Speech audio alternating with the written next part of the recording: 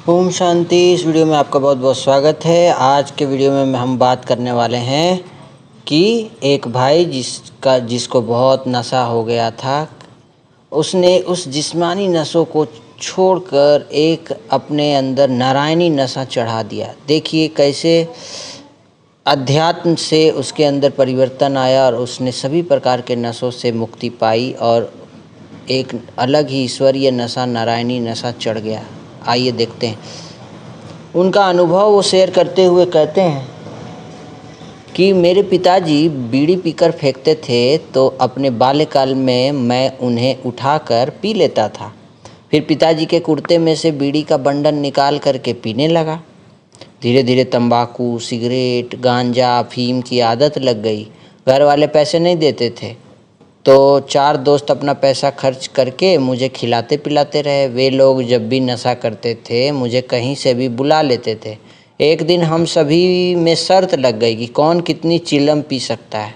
तो हम ऐसी चिलम पीते थे कि जिसमें आग जलती दिखाई देती थी। तो हम सब ने इतनी अधिक चिलम पी ली कि सभी की आंखें लाल लाल और बड़ी बड़ी दिखाई देने लगी। लेकिन नशे की हालत में पता नहीं चल पाया कि कितनी बार चिलम पी है। एक दोस्त ने कहा कि हम 85 बार बारी बारी चिलम पी चुके हैं। वो दिन मेरा चिलम पीने का आखिरी दिन था। नौकरी करते भी नशेबाज लोगों का साथ मिल गया। नौकरी करने भी गया तो वहाँ भी ऐसे लोगों से संगत हो गया। घर से पैसा नहीं मिलता था, पैसे के बिना काम नहीं चलता था, क्योंकि नशे की आदत पक्की हो गई थी।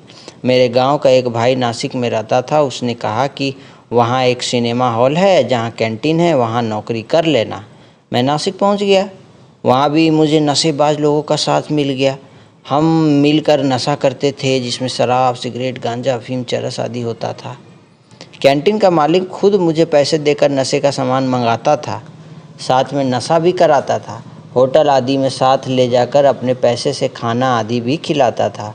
मुझे फिर से नशे की बहुत लत लग चुकी थी।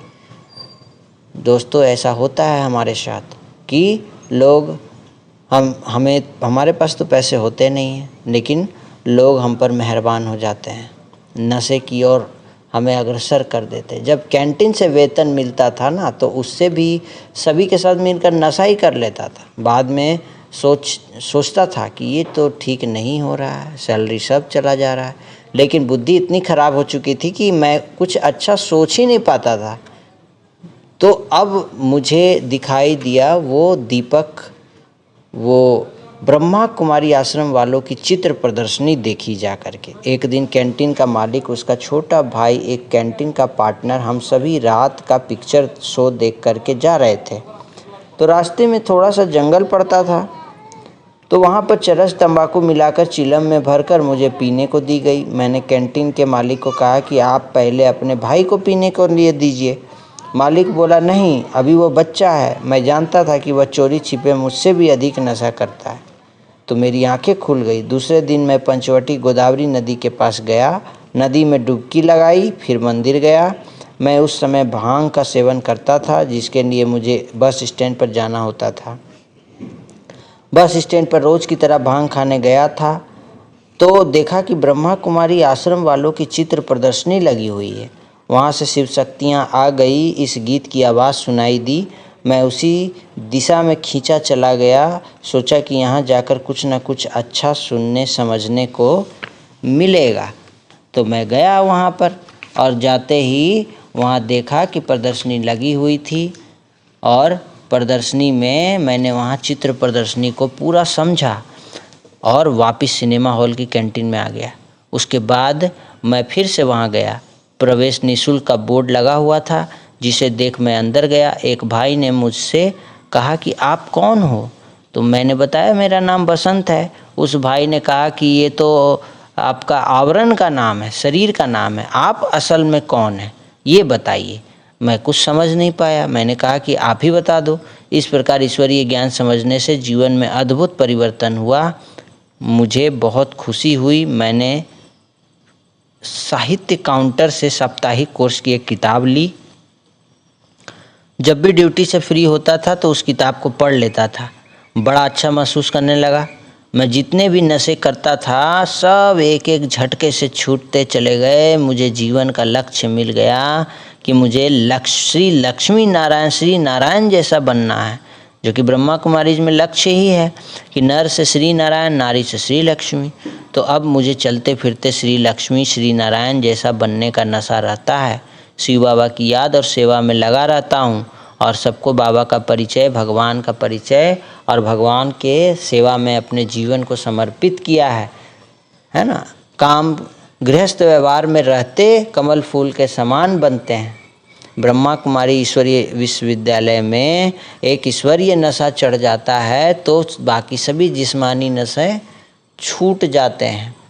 यहाँ पे बहुत पॉजिटिव वाइब्रेशंस मिलते हैं ताकि जो है हमको नशे छोड़ने में बहुत ही आसानी होती है। यहाँ कोई पैसा नहीं लगता, लाखों लोग नशा छोड़ चुके हैं। आप भी अपने नज़दीकी ब्रह्मा कुमारी सेंटर पर जाइए, आज ही जाइए और वहाँ जो 7 दिन का कोर्स कराया जाता है उस आध्यात्मिक कोर्स को कंप्लीट कीजिए, जो कि बिल्कुल फ्री होता है। इसमें कोई चार्जेस नहीं होते हैं। आप वहाँ जाएं और इसका लाभ उठाएं। देखिए, इसी सकारात्मक सोच के साथ इस वीडियो का अंत करना चाहूँगा। खुश रहने का मतलब ये नहीं कि सब कुछ ठीक है, इसका मतलब ये है कि आपने अपने दुखों से ऊपर उठकर जीना सीख लिया है। आवश्यकताओं के लिए धन कमाना अच्छा है, अधिक धन की भूख मानव को नीचे गिराती है। खुद की तरक्की में इतना वक्त लगा दो कि किसी दूसरे की बुराई करने का वक्त ही ना मिले।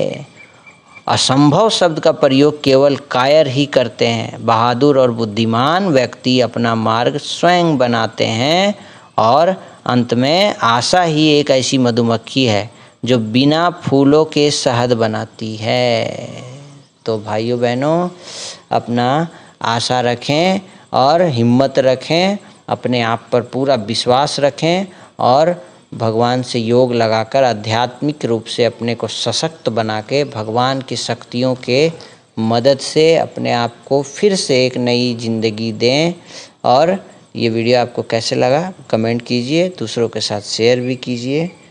धन्यवाद। फिर से मिलते हैं नए वीडियो में। ओम शांति, नमस्कार।